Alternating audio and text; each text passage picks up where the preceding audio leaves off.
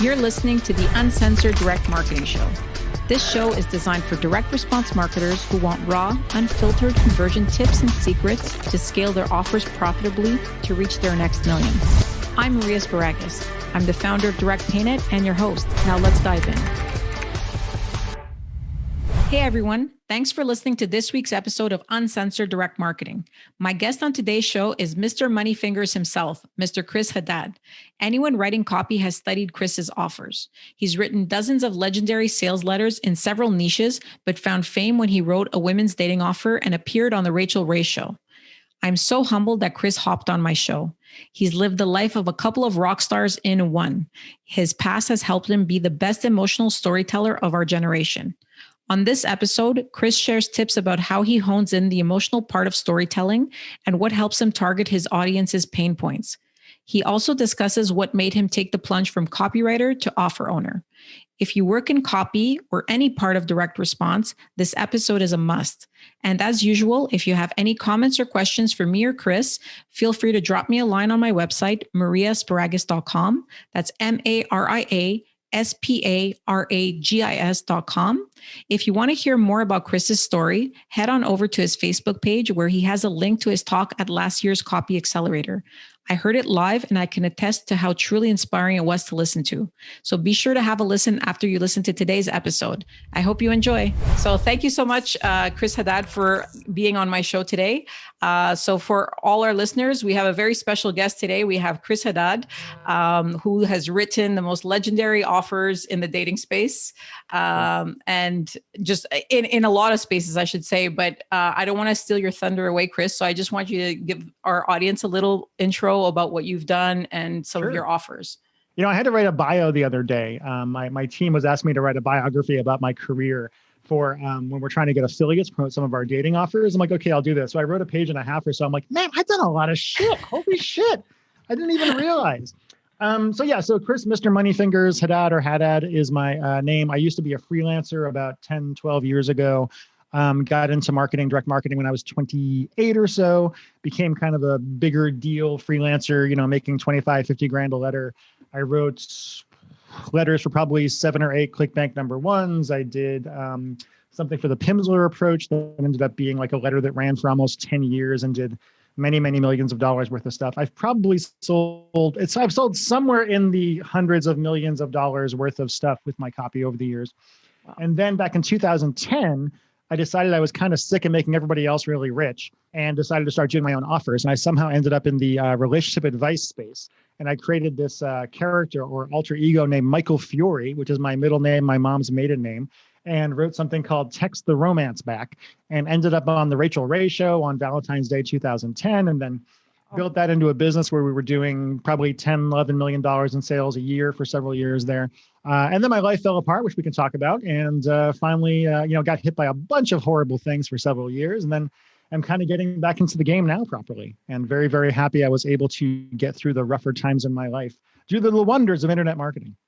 Well, I mean, that's, I heard your story at Copy Accelerator in February 2020. It feels like 10 years ago. But I mean, the one thing that I loved hearing about is obviously all your success in copy and your offers and so forth. But like you touched upon your personal story and how it kind of got you to being where you are today. So can you tell our listeners a little bit about, what shaped you to be who you are today? I know you mentioned, losing your father when you were quite young and your big car accident. So what were a couple of the things that really kind of got you to where you are today? As far as the tough things, let's see. My dad died when I was 19, which was really, really rough. I was not a popular kid. I was not a confident kid. It's really funny. My wife and I were talking to a really old friend of mine from years ago, and my friend was talking about how I was like painfully shy when I was younger, really up into my 20s or so. And my wife just fell down laughing because the idea of me being shy at this point in my life is pretty hilarious. But yeah, I grew up in Grafton, Massachusetts, had no idea what I wanted to do with myself, had incredibly low self-esteem. It turns out that was because of some mental health issues that I didn't know about for a very long time. My dad died when I was 19 years old, which is painful every single day, even though it's been almost 25, 30 years now. Ended up kind of moving to Los Angeles after college with this idea that I was going to be a screenwriter or a television writer or something like that. Spent 2 years in LA, figured out pretty quickly that I hated Los Angeles and did not want to live there for the rest of my life. Somehow ended up in Seattle. I was basically unemployed or, temping for, I think, 4 or 5 years at that point, could not find a job, got fired from literally every job I ever had of any kind. And then I kind of stumbled into this direct marketing thing when I was in my mid to late 20s. At first, I was like, oh my God, these long letters, who the hell reads these things? These are scams. It's all like junk mail on the internet. Oh my God. And I was all moralistic about it for a while. And then eventually I kind of got over myself. This guy, Harlan Kilstein, was running a little conference for copywriters to teach you how to make more money as a copywriter years and years ago. So I went to that and did what Harlan said and went from making $30,000 one year to doing almost 200 grand the next year, which was pretty fucking awesome. Yeah. That's amazing. That was great. And then I worked as a freelance copywriter for several years. Oh, I forgot. I got in this horrible car wreck when I was like 26 or so. So I was coming back from a meeting on Mercer Island here in Seattle onto the I-90 tunnel. I was merging into the I-90 tunnel and I merged into a semi truck. Holy which shit. was, I got dragged along about 50, 60 feet by the semi. I spun around, I think once or twice. I had my leg locked out on the brake. My life did not flash before my eyes, but I had the thought in my head at the time, like, wow, my life should be flashing before my eyes right now. Shit. And then I hit the wall at probably 50 or so. Like I said, I had my knee locked out. So I had a few tons of force going to my spine. Ended up functionally crippled for about 3 years at that point. Could barely walk. I spent a lot of days where I'd wait, I barely slept for years. I spent a lot of days where I would wake up in the middle of the night and crawl my way to the bathroom, get up there, grab onto the sink, pull the sink and push myself up. And I'd look in the mirror and I was kind of shaped like a question mark with my hip all the way out like that. Eventually got surgery for that and got to a point where I could at least kind of function. I got into direct marketing around the same time, ended up going to conferences. It's really funny because I was about 20 pounds heavier than I am now. So I was kind of this big, bearish, very angry, half crippled guy who was often laying on the floor in the back of the conference, basically. Yeah. That's a nice description, but it was pretty good. People were very scared of me for a long time. It's interesting. They're not as scared now, or maybe they are. They just don't want to tell me anymore. They're scared of the power of your copy. That's power of my copy. Yes. So I got into direct marketing thing at that point. Ended up writing for a whole bunch of people in the industry. Went from making 30 grand one year to making 200 grand the next year. Kind of got up to like 400 or so as a freelancer, did a bunch of things that made millions and millions of dollars for people.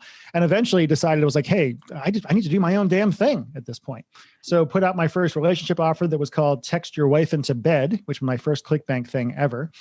And then I was speaking at a conference that Jeff Walker was having at one point at his product launch formula conference. And I did a speech called Launch Offers That Crush at that kind of thing and did pretty well. I'm good on stage. And afterwards, a PR agent named Amal Wagner came up to me and she said, I want to put you on television. And I said, that's freaking cool. Put me on TV, did the whole Rachel Ray thing, built that business. Everything was going great. And then I got hit by Lyme disease really, really badly. Turns out I'd had Lyme disease for probably 20 years at that point, which would explain 20 why years. I think I got it when I got bit. I was a Boy Scout when I was in high school. So probably around when I was 12 to 14, I probably got bit by a tick.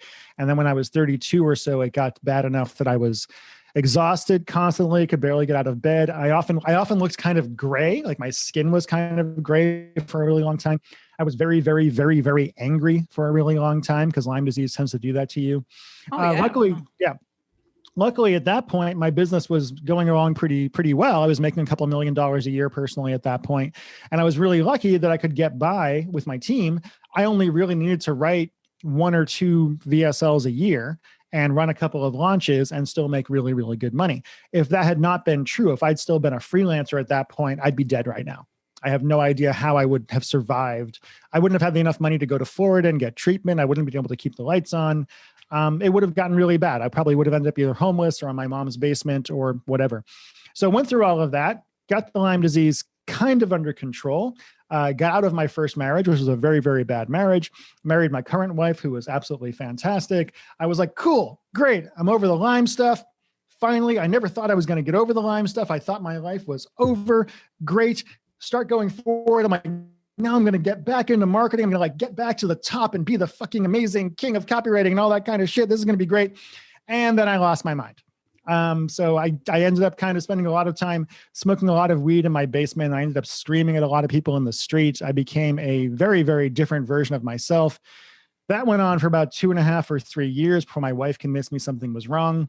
Eventually ended up getting help, and it turns out I'm bipolar, and didn't know that for 39 years at that point. Oh. So about 3.5 years, finally got diagnosed with bipolar 2, which is pretty brutal. It would explain why I was such an asshole to so many people. Because you will hear, if you ask around in our industry, you will hear some incredible stories about what a dick I used to be. And they're all true. They are all absolutely true. Because between the Lyme disease, which makes you very, very angry, and the bipolar that makes you extremely narcissistic and it gets rid of all of your ability to feel empathy and all that kind of thing, and the tremendous success I had, which when you're narcissistic in the first place is like pushing you to the moon at that point, I was an arrogant fuck for a really, really long time. But I got diagnosed and medicated about 3.5 years ago. It's taken a solid 3 years of adjusting the meds and just doing the work basically to get to the point that I feel stable and like myself again. And I've only really been working again, I would say, especially with our friend Julian, over the last 6 months or so. But really, like the speech I gave at Copy Accelerator was, if I wasn't rich, I'd be dead. And I am not fabulously wealthy or anything like that, but I've done well. But if I wasn't lucky enough to have had that money coming in when I did, there's no way I'd be standing here right now. There are many other universes in which I'm either dead or in jail or homeless right now. So even on my worst days, and I try to kind of take a moment to step back and be like, hey, Chris, you're in a great place. You're extremely lucky. Life is actually good.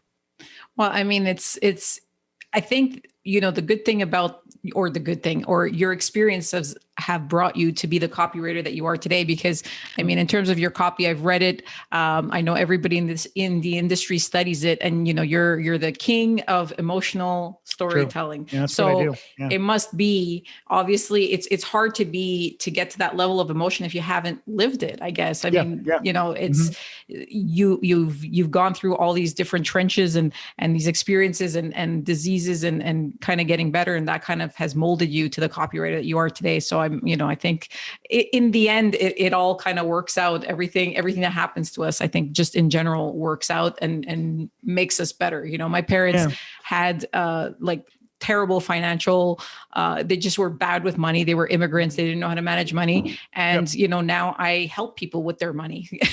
So, that's what makes me good at helping people budget and getting stuff back and working with their funds. So I guess it brings us to where we need to go.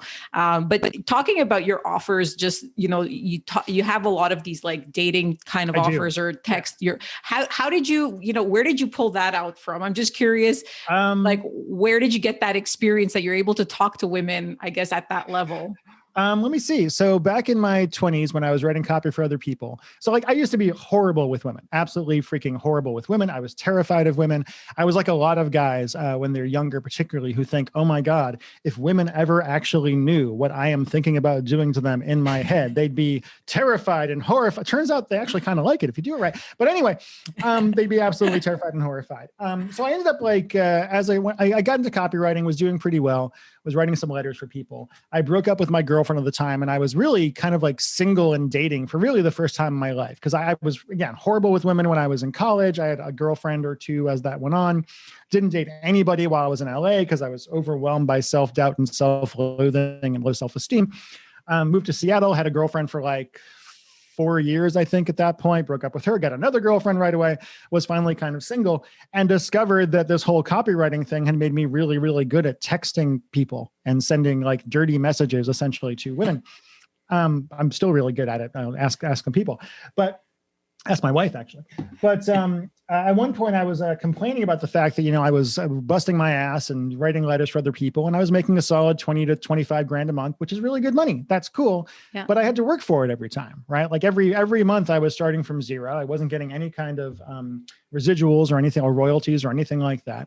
And I was talking to my buddy, Mike Hill. I don't know if you know or not, but Mike and I were chatting, and I was saying, I should do like a texting program. And he said, oh yeah, you should do something called Text Your Wife into Bed. So I was like, cool. Okay.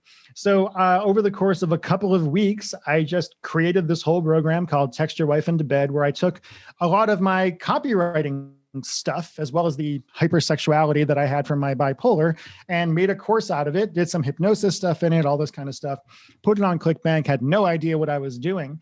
But, at one point I went to bed one night and I woke up the next morning and I'd made $700 on ClickBank overnight. And I was so incredibly excited. I was like, oh my God, where did this money come from? This is magical. And that's what kind of led me to finally really focusing on my own offers and getting out of, working for other people and being a freelancer. It's funny, all my friends in the copywriting world, a lot of them will be like, Chris, what advice do you have for freelancers? I'm like, stop being a freelancer. That's the advice I have for you as a freelancer. Man, you're getting to my next question. Yeah. Yeah. Well, here's the thing though. Like I sometimes I have a deal with our friend Julian right now. I'm getting a bigger percentage of that than most copywriters would ever get because I don't need to do that job. Right. Yeah. Like I don't, it's like the guy who gets all the dates doesn't have any nervousness with women because you've got all the things you got at that point. It makes you much more powerful. Doing your own offers makes you understand marketing at a much deeper level. I didn't know what EPCs really meant before that. I didn't know what a hop count was or open rates. All that stuff was totally foreign to me when I was just writing letters for people, but I'm pretty damn good at it now. So, I mean, talking about that, that's pretty interesting. You wrote your own, you wrote your own offer, you put it on ClickBank. Yep. What were the steps in between there? Like, what were you like, okay, how do I get this from 700 to 5,000 to 20,000 and so forth? Like, I know writing copy is obviously like probably the most important skill in this, in this equation, but like, how do you take that copy and then make it an offer and learn about DPCs and learn about your open rates? And like, what was your process? Did you get mentors? Did you just wing it or? Kind of, I basically, I had some really good mentors as a copywriter, like John Carlton and David Garfinkel and Harlan Kilstein and a bunch of other people. Jeff Walker was a good friend of mine and a mentor of mine. I learned a lot about marketing and psychology and things like that from them. And then I put my first offer out and that kind of got a little bit of traction going. And then I met Amal Wagner at Jeff Walker's conference. She said, I want to put you on television. Said, what do you have that you can go talk about? I said, oh, I've got Text Your Wife into Bed. She said, that's way too dirty. We can't do that. And then my assistant at the time was like, maybe we should do something called Text the Romance back. And moving into that women's niche is really where I started to find success. I really like women. I understand women better than most men at this point in my life. And honestly, at that point, it was just kind of holding on for the ride because I'm a very good copywriter. And when I entered the women's relationship niche, nobody was doing what I know how to do. Right? Everybody in the niche, in the entire relationship niche at that point was really just copying Eben Pagan's David D'Angelo stuff. Yeah. Right. And that's great. Craig Clemens wrote a lot of those things. Craig's amazing. He's a friend of mine. I love the guy. But it was just the same freaking thing over and over again. Everything looked the same. They really weren't using VSLs, any of that kind of stuff. So I came in and used a lot of what I had learned in the IM niche, particularly, which is pretty hardcore as far as marketing goes. Yeah. And applied that to writing video sales letters and putting them out. And I got EPCs, earnings per click, that were often 2 or 3 or 4 times as good as anything else that was being put out at that point. Like my buddy Mark Ling said that he was used to getting like 50 cents a click on an offer and he made $3 on one of mine the first time he promoted it. Wow. So I didn't really, because I had a reputation as a copywriter, and because my stuff converted really well, I didn't really have to worry about traffic for a really long time, right? As soon as people started getting a feeling for that my stuff got out there, then I did the Rachel Ray thing. I became famous as Michel Fiore, which was a big deal in our industry because nobody really does that. Yeah. And so for a long time, I just kind of every once or twice a year, I would write a product and I would put out a VSL and I would just run kind of a launch contest. I wouldn't just do a launch where you take it off the market. I just run a contest to get it going. Sell 2, 3, 4, 5, 6, 8, 10,000 units in the first week or so. Wow. That would get us enough of a gravity on ClickBank that all of a sudden people would see the offer. They would try it out. It would convert better than most things. And then the money just kind of kept coming in. And so we were very, very affiliate focused for the first 6, 7 years of our business. It was great in a lot of ways, but it was a problem too, because we had no control basically over whether we had traffic or not. Made a lot of money and that was great, but really very, very, very little control. So it was only 5, 6 years ago, while I was going through a lot of my mental health issues and other health issues, that we were like, hey, we really need to kind of take a step back and figure out how this paid traffic thing works. And it's taken us several years to kind of get even reasonably good at that. And I will say the women's relationship niche now is just not as easy to make money in as it once was. We do find it's paid my bills for, quite a few years now. I barely worked for the last several years and still was able to, afford my house and all those things.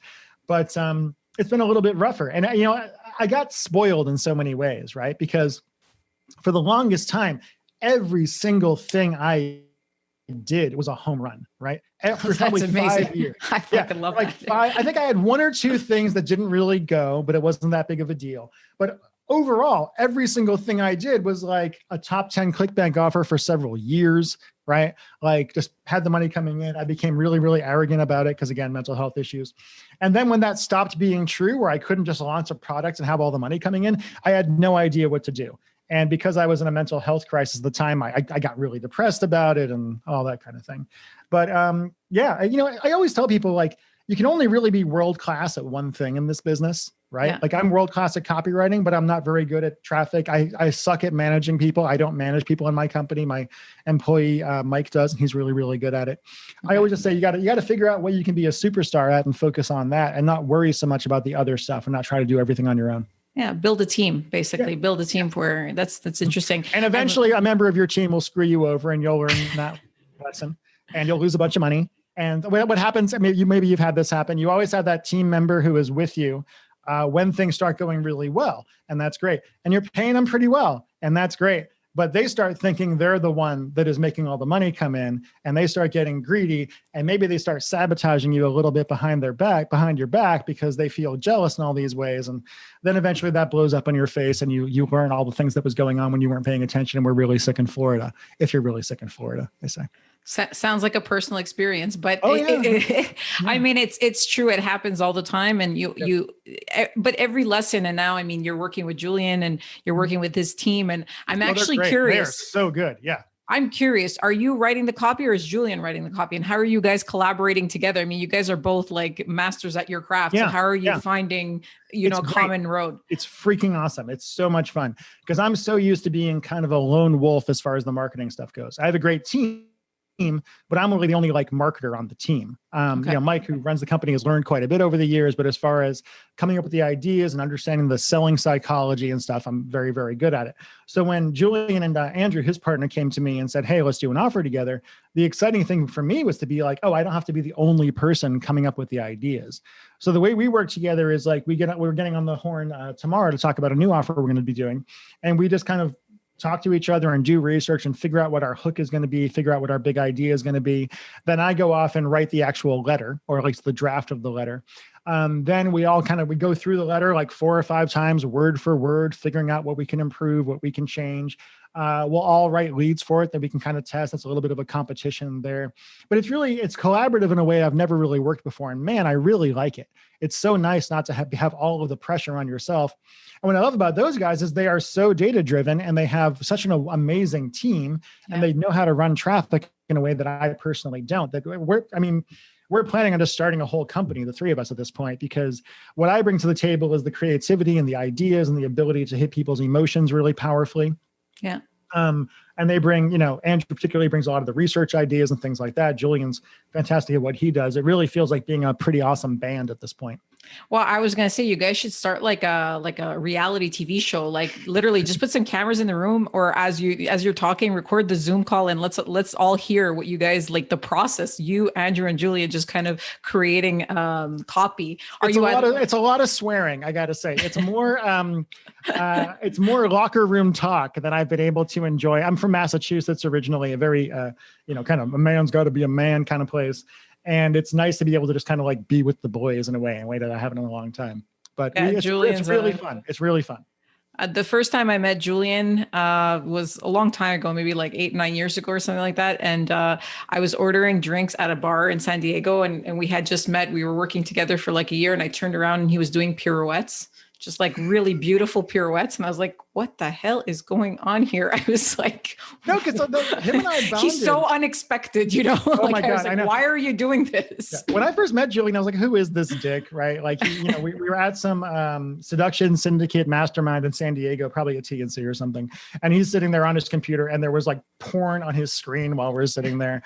But then later we get on Skype a few times and it turns out we both have a theater background, right? Like he went to school as an actor and can sing and all those things. And mine was much more in writing. I come from a theatrical and dramatic writing background, which is probably why I was able to take all of that stuff around storytelling and apply it to marketing in a way most people can't. Yeah. Well, I mean, talking about storytelling and copywriting and so forth, this is maybe, this is just your personal opinion, but do you find that your copy now has become, or just copy in general has become more ethical or different in the last 10 years, like versus when you first started? I know that, compliance now is such a huge thing. How has that changed your process and how you write copy? I mean, it's different in some ways. I will say, so I kind of went away for a while, right? When I got really sick, there were like 5 years I really wasn't in the business. And when I came back, I was so shocked that people still knew who I was, right? It was such a strange thing to like go to conferences and be treated like a rock star. And I'm like, I haven't done anything in all this time. I will say, I mean, some of it's become more ethical, but you still see people out there who are doing churn and burn stuff and who are just using kind of hardcore direct marketing, sending out spam emails, stuff like that. But you can't hide as much as you could in the past anymore, right? You have to be much more careful, especially if you're in the health niche. You have to be very, very careful. I have one friend who I saw that he was running some offers recently that I'm like, you are making claims that are going to get you thrown in jail. Like there's no, if the eye of Sauron ever looks in your direction, you're absolutely screwed. And also from an ethical standpoint, I'm like, you can't say you're going to cure these diseases. Like, no. You just can't. Like, this is a horrible thing to do. I don't know. I mean, so like the stories that I tell in my copy, they're based on things that happen to actual people, right? Okay. But obviously it's not word for word what actually happened. At all. I always say they're kind of based on a true story as opposed to actually a true story, because drama is the thing. You need to be able to entertain people in your copy and bring them in. And what I'm going for more than anything when I write a letter is the emotional truth of the situation, right? Really keying into those insecurities that people have and those fears that people have. That for men, it's always a fear of kind of losing dominance and losing power. For women, it's often the feeling of just not being good enough at anything because our society is so incredibly mean to women. Maybe you know something about this. I don't know. Maybe you've heard about it before. Yeah, I think it's moving in a more ethical direction in a lot of ways, but there's always going to be people that are just going to be cowboys on the outskirts doing whatever they can. I like when there's rules personally, right? Like I know that if there are rules and they are applied, that I can win. Right. I know I can, and even playing around, if you put me against pretty much anybody else in the world, if I do the work with people I know how to work with, we're going to win. The hard part is when you're trying to do something right. And then you're competing with people who are doing everything in the least ethical way possible. Because, direct marketing, when you're buying your own traffic, is a knife fight. Like, this, right? Yes. Like the margins are not high, and, getting a 0.2% conversion rate increase can be the difference between making $100 million and making nothing, because that's just the way the numbers kind of end up stacking up. So, I don't know. It can be a tough thing. I always tell people they have to kind of figure out where your ethical line is, because there's no such thing as selling without taking a little bit of liberty or a little bit of drama and injecting it into what you're doing. For sure. And I mean, just talking about, the cost of traffic and how cutthroat it is. I was working with Julian in 2011, 2012 for his dating offers. That's actually how we met. Mm-hmm. And that industry, how to get a girlfriend, it was more geared towards men versus women. I didn't see that many that were, you're one of the only that I know that really took that women's market. We made so much more money than a lot of those guys. Wow. So I was focused on the wrong market then. We still have men's offers that do pretty well, but as soon as we figured out that we could make money in the women's niche, plus also, as you know, for the men's niche, the way you sell it is you're going to turn women into sex zombies who crawl across the floor and rip off your pants and worship your cock and blah, blah, blah, which I just got bored of it. Really, right? Like I'm like, I just didn't want to say that stuff. For women, it's much more about romance and about, feeling like a man wants you and only you, and having the guy that can have any woman. I always tell men, like if they want to understand women, just go read romance novels. It'll explain pretty much everything about what women actually like from a sexual standpoint. It's actually not that confusing, guys. There's a reason they all like 50 Shades of Grey. But I really just found that I enjoyed the women's niche more. And I just really like women. I would say in my life, most of my closest friends have been women. I didn't really learn how to be friends with guys until I got into marketing and had to go to the bar and bullshit with guys because they just didn't make sense to me before that. That's really funny because most of my friends are men. I find I have a harder time making female friends. Every time I go to these conferences, I tend to gravitate towards the male tables, and we talk about copy and traffic and money and stuff like that. And then when I go to the women's table, I'm like, I don't know what to talk about. I feel like really out of place. But yeah, that's really funny. But well, it's weird because people see me as this incredibly masculine figure, right? Like people tell me this. I'm 6'1", pretty muscular. I've got like body hair everywhere. I've got kind of like a dominant, bearing to me, whatever, but I don't see myself that way at all. I feel like I'm very in touch with my feminine side. I'm often just dancing around, like you saw Julian doing pirouettes. I'm often like doing stretches in the corner and dancing around. People say that just, to them, that just like denotes confidence, because I just don't really care what people think of me at this point in life. But yeah, no, I mean, it's interesting. And it's interesting also that you went for the women's niche, but that whole industry, just by the way, and just your thoughts. I know that I was working with a lot of the male dating coaches, and they almost like cannibalized themselves, because it became so expensive to have affiliates, and it became that industry, just like for me, at least, because I was on the processing end of it. I saw like, we had, you had the Vinda Carlos and the David D'Angelos and then Julians and all this. And then they all kind of went away because they were all competing so hard with each other that nobody could actually afford these offers anymore. And then the industry just went splat. Like in 2013, 2014, there was just traffic's too expensive, couldn't continue. But I mean, I feel like lately there's been a revival. I mean, I know that some of my older clients that had offers, in 2011, 2012 are coming back with dating offers. Are you seeing the same thing? Or are you, I haven't really been involved in the men's side of things in a really long time. I'm on the seduction syndicate email list, but I literally haven't looked at it in 4 years. Like I get the digest every day, and I just can't bring myself to actually read through it. When I did actually write a note, when I got diagnosed bipolar, I wrote a note to that email list saying, "Oh my God, guys, I'm so sorry I was such an asshole for so long," because I actually felt really bad about it. Besides that, I haven't even looked at it. So I would love to do some more stuff in the men's niche if I could do it in a way where I actually enjoyed it. I could believe in the product and not have it just be about hypnotize women with your penis. Like if it could be about something more. Women actually regularly, when I'm at conferences talking to women, because I'm good with women, I'm often surrounded and talking to women at these things. Guys come up to me and they say, "Are you a pickup artist or something?" I'm like, "No, I just actually really like women. That's the secret. I actually really, really like who they are." And women are often like, "Oh, Chris, could you write a product as Michel Fiore that teaches men how to be better men?" And I'm like, "Yeah, but I can't sell it." Oh, right? Wow. Okay. It's not, they don't want to buy that, but they just fundamentally, even though a lot of guys, what they really want in that niche is to find a girlfriend, for whatever reason, what sells is that overwhelming kind of have all the women you want thing. Excuse me for of course. Wow. There is one product. There's Christian Hudson's or I know there's a how to what is it? Girlfriend activation system.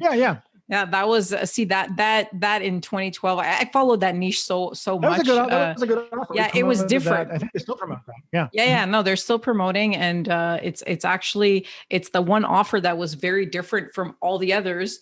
Yep. And I'm curious to know, in your opinion, what is it? Why do men, for example, we're talking about copy, but we're going into this men and women relationship. Oh, dude, I can talk about this. I can talk about this stuff all day. You would be surprised how many men in our industry call me for dating advice, by the way. Well, no, I wouldn't be actually, because I think a lot of them need it.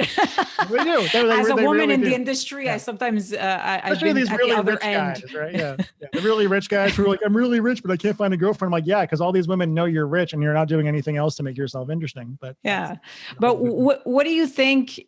Like, what speaks to men as a product? Like, because you've spoken to men and you've spoken to women. What's a product that speaks to men that, like for me as a woman, when I saw those products, like, hey, learn how to fuck her, or like whatever, I was like, why would anybody like looking for anything as a relationship want to buy this type of product? And who are these 3 women on this planet that would go for a guy that's like looking for this type of product? Well, a lot of it to me goes back to like evolutionary psychology. Same thing with like when I'm doing women's offers, the things that work are the things that have worked 100 years ago.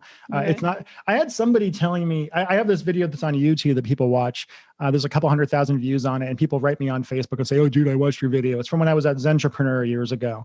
And I gave this thing called 8 stupid tricks of copywriting or something like that. And in it, I gave a lot of examples about like how to get men and women emotionally involved. And I had written a letter at the time called Power for Home that was a ClickBank #1 for like 2 years or something like that. Yeah. And my client, Chris Fox, when he came to me, he had this letter, it was doing okay. And he offered me a piece of the offer, a small percentage of the offer in exchange for rewriting it.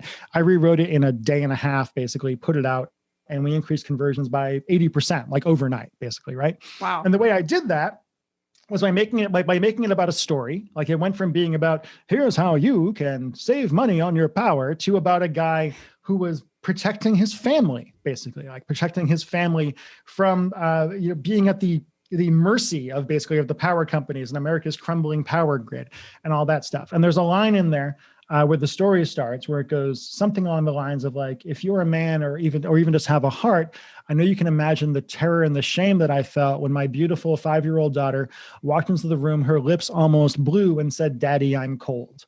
Right? Oh boy. Like, and the guy, the electrician we're talking about was like 50, he has kids. I wasn't 50. I don't have kids even now. But for guys, that primal feeling of wanting to protect your family and protect the women in your life, protect the people in your life is just there, right? From an evolutionary psychology standpoint, it's just there. So, and for women, it's often about being good enough. It's about having the man desire you and only you forever. It's really interesting because like men will say like, "I'm a nice guy. Why doesn't she want me?" And like, women don't want nice guys. That's not what women want. Women want guys who are nice to them. That's the important part. But women want a warrior. They want somebody who, like my wife, likes the fact that I can be an asshole when necessary. If anybody's fucking with her, like it's always funny. She's always like, "Chris, honey, I can handle my own stuff." I'm like, "Cool." And I'm like, "Cool, baby, that's great." But when I do step over the line, because I get too pissed off at somebody fucking with her in some way, later she's like, "I told you not to do that. I'm really mad, but man, that was hot." So I think it's just about like, oh yeah, and the video I was talking about on YouTube, people say like, "Oh man, what you're talking about with these stories about men like protecting women and doing that's super sexist and whatever, misogynistic." I'm like, no, it's not. It's just what works from a marketing standpoint. Like for me, I'm like, I don't want to live in fantasy land about what works. When you're in marketing, you find out what works because it's your money on the line and you're putting it out there and you see if it converts or not. And what converts for me is really understanding on a very deep level that kind of primal feelings that men and women have. How do you, you just talked about having a 50-year-old, man, and how do you find these stories? Like the mechanics of it. Do you research like a site in particular? Do you read a lot of magazines? Like what would one have to do to kind of really get into the emotional part of a story? Like, I think it's just about understanding people more than anything else. I do read a lot. I used to read more, but I read a lot. I read a lot of books about psychology. I read a lot of fiction books. And I've always just been really interested in people. And part of that, I think, is the bipolar thing, right? So when you're bipolar, you feel emotions very, very powerfully. But when you're triggered in some way, when you're hypomanic, you have like no empathy, right? No empathy whatsoever. It's all about you. It's all about you. It's all about you. And when I was in those states, I kind of had to like people almost become kind of alien to you at a certain point. So you have to kind of study them from a remove in a weird sort of way. And I think it gives you more insight into people. I've heard psychopaths do the same thing, but I'm not a psychopath. I have checked many times. But the stories, I have a bit I do when I give speeches sometimes called "You're Not Special and That's Awesome," right? You're not special. Because a lot of people, they walk around and they're terrified to be vulnerable and they're terrified to talk about, oh, they have a mental health issue or they were abused when they were a kid, or they have this horrible, horrible divorce, or they have a spouse who is gaslighting them constantly, or whatever, or they're gay, or whatever all this kind of stuff is. And people are terrified of it. And I remember going to a mastermind a friend of mine did 6 years ago or so. And I was speaking, and I'm kind of known in our industry for like, I don't really do small talk. I'm just not good at it. If I'm going to sit there and talk to somebody, I tend to go pretty deep pretty quickly because that's what I'm personally kind of interested in. And because I'm very open about my own stuff, people are generally very open with me, and they'll tell me things they wouldn't necessarily tell anybody else. And so over the course of like 2 days before I spoke, I talked to pretty much everybody, 30 people at this mastermind, got to know them, was a good time. I went up and spoke. And during that, I was like, listen, there's people in this room I know were abused as kids. There's people in this room who have gone through all these horrible things, had these diseases, had this other stuff. You're surrounded by people who went through the same fucking thing, right? Yeah. The same fucking thing or something very, very similar. And so the way I kind of wrote copy, we talked about my own tragedies before, right? The things that I've gone through. I just take the emotions that I have from all of that stuff and think about, okay, if I was a 50-year-old man who had a daughter who was really cold, what would that feel like to me? I also have a little bit of an acting background, so I'm sure that's part of it as well. Yeah. But, you have the emotions in you, you have the insecurities, you have the fears. Nobody is as cool as they seem to be when you see them on stage or anything like that. Everybody's faking it. Everybody is full of self-doubt. Everybody in our industry, this, has the imposter complex up the wazoo, except for the sociopaths like Jordan Belfort, but the rest of them do. And I think it's just about like getting to know yourself and getting to know people and to love people the way they are. I used to always say like worship reality. Right. For me, some people will say that I'm cynical. I don't think I'm cynical at all. I just try to see the world with as many clear eyes as I can, with the most wide open, clear eyes as I can. Sometimes that just means I look at things and say, wow, we're kind of fucked as a species, because we are. I don't think that's cynical or even pessimistic. I just think it's kind of true at this point.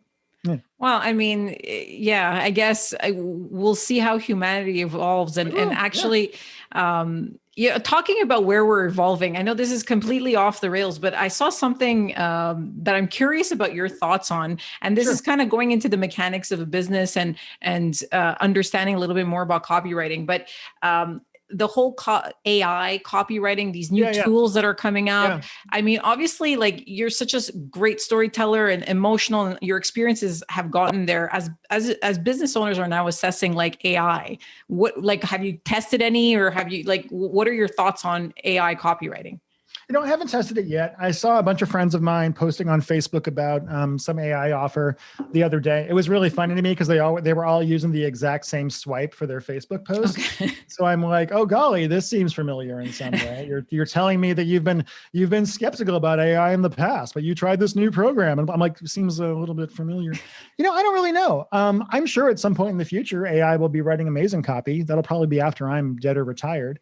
I'm not personally scared of it because I'm not selling copy for a living, right? For sure. Like I'm coming up with the ideas, and I know that AI is a really long way from being able to do what I personally know how to do from an emotional standpoint. Yeah. I'll be really interested to see what happens. I know it's not there yet. I don't think it's going to be there for quite a few years. I think it probably could be useful for coming up with ideas, giving you potential angles for storylines, stuff like that. Maybe but I think ads or like shorter form kind of stuff, like an ad or yeah, like totally. Yeah.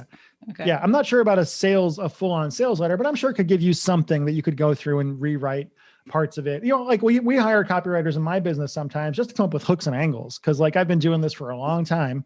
Yeah. And I've tried a whole lot of hooks and angles, and I'm kind of burned out on coming up with them. So we'll hire a copywriter to say, hey, come up with a couple of we did this recently. Somebody came up with a couple of ideas for YouTube ads. They wrote their version of the ad. I rewrote 90% of what they had, but it was still worth it to me to pay them to come up with that little bit where I'm like, oh yeah, I never really thought about this particular angle. And it got my brain going in a direction. I think AI will probably be able to do something like that. How do you just said, you hired how do you hire a copywriter? What do you look for in a copywriter? Like what's the big, like, okay, this is the guy we got to choose? For me, it's emotion more than anything else, and writing ability. A lot of copywriters are really stilted, and a lot of people don't really know. They're just kind of painting my numbers, right? I did a consult for a buddy of mine the other day. I charged like $3,000, get on the phone for an hour and say, let's talk about things. And I was telling him like, dude, this is a paint by numbers letter. You took research, you took a couple other things, and you just kind of said, we have to have these things, but there's no idea there. There's no through line. There's no emotional through line. It's not about anything. You're just kind of trying to push the buttons in people's heads in a certain way to sell something. But what really works is you have to have an idea. You have to have something that feels different and something that feels true to them. So I'm also looking for people that know how to write, who have a little bit of a background. And oftentimes, we just try people out at this point. We'll pay them a little bit of money to see what happens. We have somebody who we're going to hire right now. And she's somebody I'd known. She used to work at ClickBank. And she sent some samples to Mike, who runs my company. He sent them to me. I looked at them. And the reason I was excited about her is because the first offer she had, the first email that she sent us was something about, I forget what the offer was, but it was around the idea of like why you're trying to be a great mother is hurting your kids. Right? Wow, like something around that idea. Why what your instincts are telling you what to do is actually hurting your kids in some way. And I'm like, okay, she gets it, right? She gets the idea of you have to punch people in the gut a little bit, twist the knife a little bit in order to get them to get into their insecurities in some way. So I'm looking for people that understand the emotions of people more than anything else, and who hopefully can actually write as well. Well, I have to say firsthand, mom guilt is real. It's huge. It's all of my friends. I have a toddler, and anything you do as a mom, you're always like, man, I should have done this, or oh, I'm screwing up my kid if I do this, or if I. So yeah, awful. It's so unfair. It's so unfair because men don't get that. We just don't get that. Like we don't get the same level. I don't have any kids. I'm not going to have kids, but I have a wonderful nephew, and he has a small amount of Asperger's kind of stuff. And his mom, who's lovely, who's a great mom, beat herself up for years, right? Yeah. About like, what did I do when he was in the womb that was wrong that caused this? Like then that's just a feeling that it's so hard for women to let go of that. I think it's easier for men in some way. It's really, again, like women have it rough in our culture. I hate when people are like, oh, sexism is not a thing anymore. I'm like, have you seen the world? People saying race, there's people that say racism doesn't exist in America. I'm like, fucking ridiculous. You're a fucking idiot. Like I'm half Lebanese. I'm a white guy, but I'm half Lebanese. I've experienced racism in America, and I'm a big, tall, reasonably well-off white guy. Like, what the hell? Yeah, no, it's ignorance. I mean, to get to this point in society, not be able to at least just admit what you see out there, not necessarily agree with it, but just admit that it's out there. So but here's the thing. Here's the copywriting lesson. Here's the marketing lesson. You want to sell stuff. Why do they feel that way? And more importantly, why do they want to feel that way? Like, why do they want to believe that? Why do they want, what is the danger to them psychologically to admitting there's racism? What would that actually cause for them? It's like, Bill Cosby, right? Bill Cosby, horrible person, right? We grew up, we thought he was a great guy. It turns out he's a horrible person. Yeah. Bill Cosby's wife, right?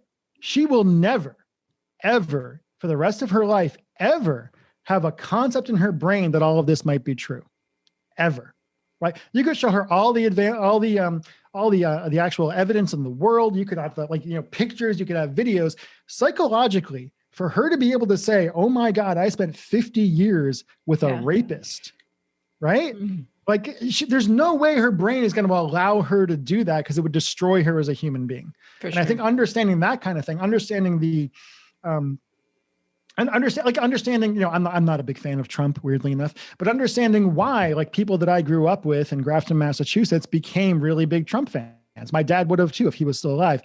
Understanding that is where you kind of get into the real ideas that you can use in your marketing and your copy. Well, I mean, it's if you right now, the way that you're talking, I'm in awe. You are definitely a master of your craft. I could tell just by talking to you for this like 45, 50 minutes.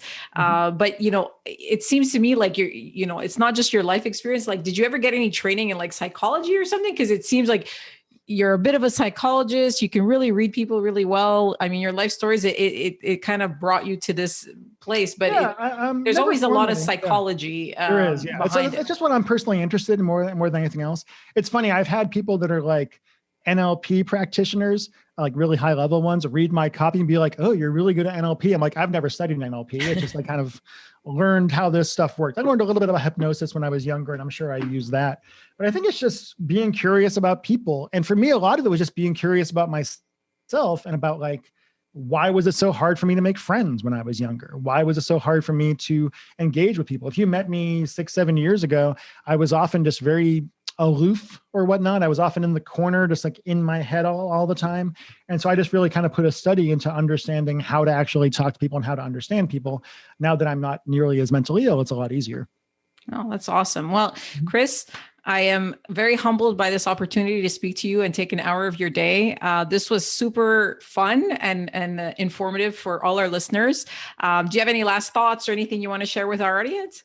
Not really. If you want to watch the video that Maria and I were talking about from Copy Accelerator, if you go to facebook.com/Chris.Haddad, HADDAD, and go to my videos, you can actually find the whole speech there. It's awesome. Pretty interesting stuff. I think I've left it public, so it's awesome. fine. Yeah. Well, I will put that in the show notes for everybody. Thank you so much, Chris, for all your time. And I'm actually really, really looking forward to seeing the copy and the offer that you, Julian, and Andrew put out. So I'm excited about it. I'm excited about it. The name of the product. When we came up with the name of the product, which I'm not going to mention here. I was just going to say, what is it? Yeah, I'll tell you offline. We came up with the name of the product. We were like, this is going to make some money. So we're hoping. You never know in these things. You never know, but we're hoping. I have high hopes. I think the three geniuses getting together is gonna amount to a great offer. So thanks again, Chris, for your time, and we'll put all your references into the show notes. And have yourself a great day. Great, thank you. Thanks. Bye. Hope you found today's session valuable. If you have any questions for me or just want to connect, please feel free to visit my website, mariasparagis.com. That's MariaSparagis.com. I'd love to hear what you're working on, so drop me a line on any hot button issues your business is experiencing. And remember, don't worry about failure. You only have to be right once.